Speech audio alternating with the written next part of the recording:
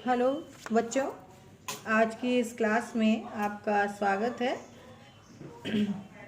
बिहारी के आगे के दोहे के क्रम में हम पढ़ेंगे इति आवत चली जात उत, इति आवत चली जात उत चली 6-7 हाथ, चढ़ी हिंडोरे से रहे लगी उसासन हाथ। वियोगिनी नायिका का वर्णन है, वियोग श्रृंगार का वर्णन है।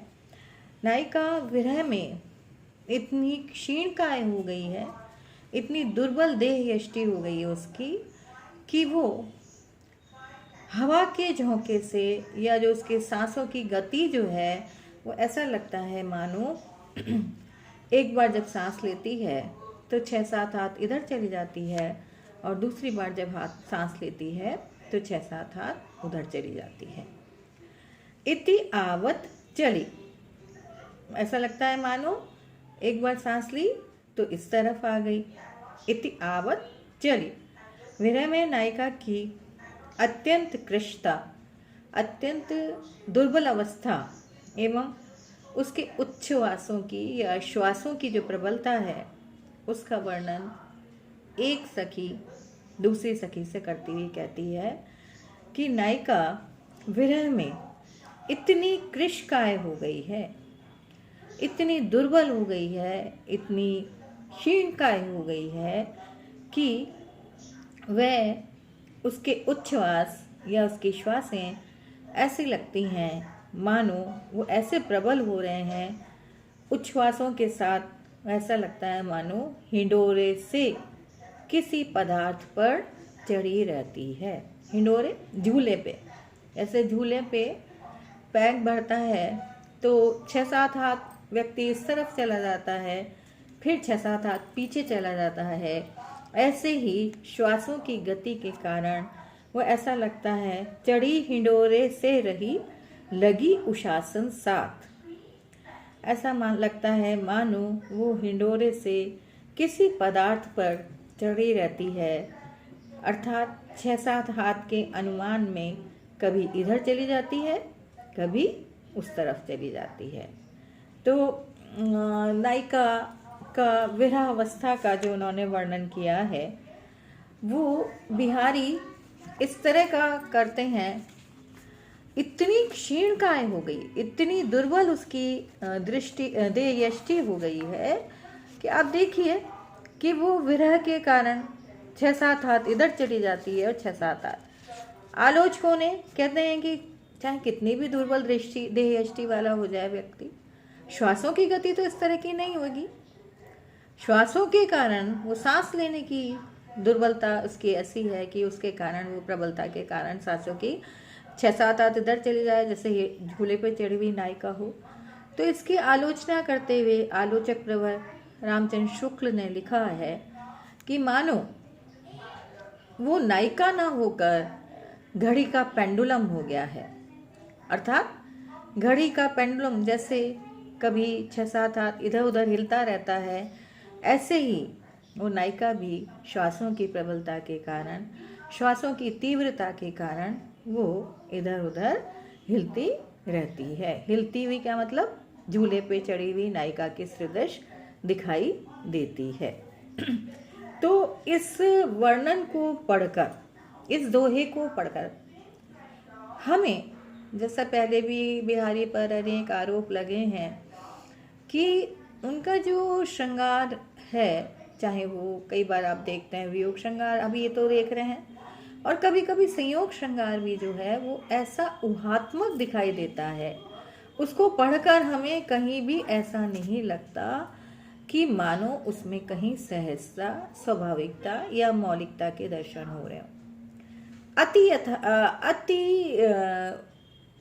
कह सकते हैं इसको ऊहात्मक चित्रण, अति श्रृंगार का वर्णन, अति विरह का वर्णन, जिसको कि उसमें सहजता ना दिखे, तो ये पढ़कर ऐसा लगता है मानो ऊहात्मक सा लगता है। इसको लगता है उन्होंने केवल पांडित्य प्रदर्शन के लिए इस तरह का वर्णन किया है, ऐसा हमें लगता है। उसको पढ़कर नायिका के प्रति हमारे हृदय में कदापि संवेदना जागृत नहीं होती, कभी भी हमें उसके प्रति दया या ऐसा भाव जागृत नहीं होता कि वस्तु स्थिति में ऐसी कोई नायिका हो सकती है।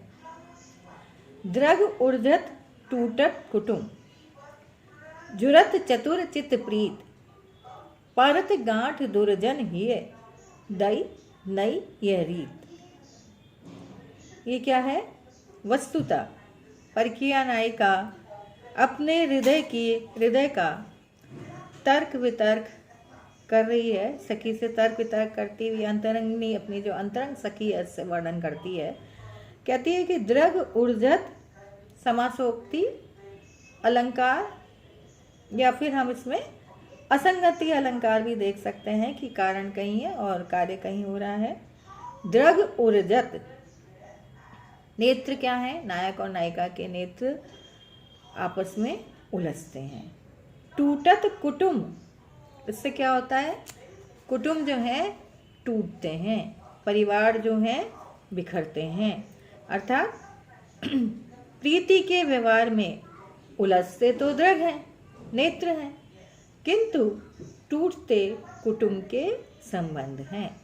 अर्थात टूटते तो कुटुंब हैं। जुरत चतुर चित्त प्रीत, और जुड़ते क्या है? चतुरों के चित्त। ये कैसी प्रीति है, ये कैसा प्रेम है कि द्रग कहीं उलझते हैं, का जुड़ता कोई और है, कुटुंब जुड़ते हैं, नेत्र नायक और नायिका के उलझते हैं और जुड़ते कुटुंब हैं। ये कैसी चतुर हृदयों के चित्त की जो जुड़ते हैं, यह अवस्था कैसी है? परत गांठ दुर्जन ये, और ये देखिए आप इसकी पराकाष्ठा देखिए कि जो दुर्जन व्यक्ति हैं, ये कैसी विलक्षण दई नई यह रीति, ये प्रेम मार्ग की कैसी विलक्षण रीति है, या ये कैसी विलक्षणता है कि नेत्र कहीं उलझते हैं, कुटुंब कोई और जुड़ते हैं, और चतुरों के चित्त में किस प्रकार प्रेम का आविर्भाव होता है, और किस तरह से परत गांठ दुर्जन ही, दुर्जनों के हृदय में जो कि सज्जन नहीं है, जो कि अपनी स्वभाव से कालुष्य रखते हैं, जो कि मलिनता रखते हैं, ऐसे प्रीति व्यवहार में विलक्षणता ये है कि ये उलझती कहीं और है, टूटती कहीं और है, और गांठ कहीं और किसी के हृदय में पड़ती है। परत गांठ दुर्जन ही, ये जो दुर्जनों के हृदय में जो ये गांठ पड़ती है, वस्तुतः ये कैसी विलक्षण स्थिति है। कार्य कहीं हो रहा है, कारण कहीं और है, और कार्य कहीं और हो रहा है। तो ऐसी अवस्था में क्या है? असंगति अलंकार, कि काम कहीं और हो और कार्य कारण कहीं और हो, काम कहीं और हो। तो यहाँ पर असंगति अलंकार है। जैसे कि आपने हमेशा ही उनके जो भी श्रृंगार परक दोहे हैं, उनमें अतिशोक्तिपूर्ण वर्णन, अतिशोक्तिपूर्ण चित्रण आपने पढ़ा है। इससे पहले भी कई दोहों में हमने देखा है कि उन्होंने पांडित्य प्रदर्शन के लिए अलंकारों को सायास प्रयत्न पूर्वक ढूंढ कर अपने साहित्य में भरा है। तो उससे क्या होता है कि काव्य की जो सहजता है, स्वाभाविकता है, वो नष्ट प्राय से हो जाती है, और उसको पढ़कर कहीं भी ऐसा नहीं लगता कि हमको उसके दोहे को पढ़कर लगता हो कि ये इसके यथार्थ में ऐसा संभव है। अभी तो ऐसा ही लगता है कि ये इतना कहाँ होता है, यथार्थ में तो ऐसा संभव ही नहीं है, देखा ही नहीं हमने ऐसा। तो इस तरह का चित्रण जो होता है वो क्या होता है, कई बार हमको ऊहात्मक लगने लगता है, बोझिल लगने लगता है, शुष्क लगने लगता है, हृदय में या मस्तिष्क पर जो उसका प्रभाव जो पड़ना चाहिए वस्तुतः उस तरह का प्रभाव नहीं पड़ता। अनियारे दीर्घ नयन, अनियारे दीरग दृगन कितना पर कितना अरुण समान, वह चितवन और कछु जिहि बस होत सुजान। अब देखिए, कहते हैं कि वह चितवन और कछु, दृष्टि दृष्टि का भेद देखिए आप। कोई किसी को देखता है तो उसका प्रभाव ऐसा होता है कि वो दूसरे सामने वाले को घायल कर देता है, और कोई उसको देखता है तो उसकी सेहत पे कोई असर ही नहीं पड़ता। तो ये कहते हैं कि वस्तुतः दृष्टि ऐसी होती है, कहते हैं ना कि रूप की आराधना का मार्ग आलिंगन नहीं तो और क्या है, या दृष्टि का जो पेय है, जो दृष्टि से ही अगर हम देखेंगे नहीं, आँखों का जीवन में बहुत महत्वपूर्ण भूमिका होती है, महती भूमिका होती है। यदि आंखें नहीं होंगी तो हम सृष्टि को ना तो उसका अवलोकन कर पाएंगे, ना उसको समग्र रूप से देख पाएंगे, ना उसको देखने के साथ ही हमारे हृदय में जो प्रत्युत्पन्नमति के साथ जो भाव उत्पन्न होते हैं, प्रत्युत्पन्नमति से जो हमारे भाव उत्पन्न होते हैं, वो सब भी नहीं हो पाएंगे। तो कहते हैं कि देखने का बहुत अंतर होता है। वह चितवन और कछु, वो देखना ही कुछ और है, उसके देखने का तरीका ही कुछ और है, ऐसा विलक्षण तरीका है जिहि बस होत सुजान, जिसके बस में, जिसके देखने मात्र से गुणी जन, सुजान चतुर चित्त, सुजान व्यक्ति भी जिसको देखने से क्या हो जाते हैं, उसके वशीभूत हो जाते हैं। जिहि बस होत सुजान, जिसको देखने मात्र से सुजान भी उसके वशीभूत हो जाते हैं। वह चितवन और कुछ कछु, वो दृष्टि ही कुछ और है, उसके देखने का तरीका ही कुछ और है, कुछ विलक्षण है, कुछ अद्भुत है, कुछ अनुपम है, कुछ ऐसी दृष्टि है जो औरों से उसकी भिन्न है। अनियारे दीरग दृगन, कहते हैं नायिका के जो विशेष नेत्र जो हैं वो आकर्षक, बहुत ही आकर्षक हैं, दीर्घ हैं, बड़े बड़े हैं, तीखे हैं और अनियारे नुकीले हैं। दीर्घ बड़े बड़े हैं। नायिका के विशेष आकर्षक नेत्रों के लिए कवि कहता है कि अनेक युवतियों के नेत्र तीखे और बड़े बड़े होते हैं।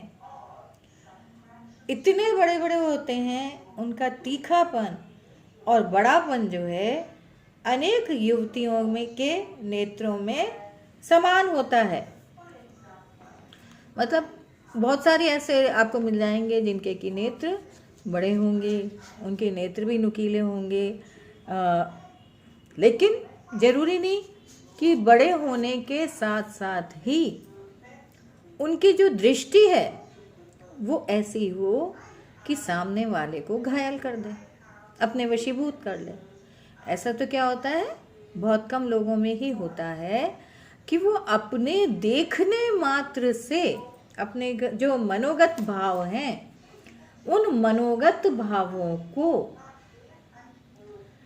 अर्थात यदि उसके हृदय में प्रेम उत्पन्न हो रहा है तो प्रेम, क्रोध उत्पन्न हो रहा है तो क्रोध, ईर्ष्या उत्पन्न हो रहा है तो ईर्ष्या, या और अन्य कोई भी भाव उत्पन्न हो रहा है तो वो उसके नेत्रों से प्रकट हो जाए। ऐसी तो बहुत कम व्यक्तित्व होते हैं।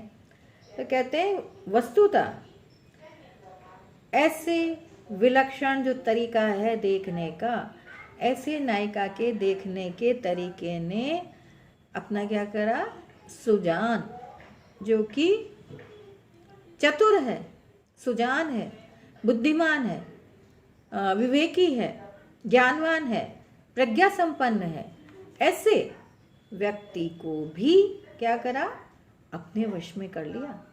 जबकि आप देखोगे कि मूर्ख व्यक्ति को तो हर व्यक्ति अपने वश में कर सकता है, लेकिन सुजान, बुद्धिमान, प्रज्ञा संपन्न व्यक्ति को वश में कर लेना कोई आसान कृत्य नहीं, बहुत दुष्कर कृत्य है।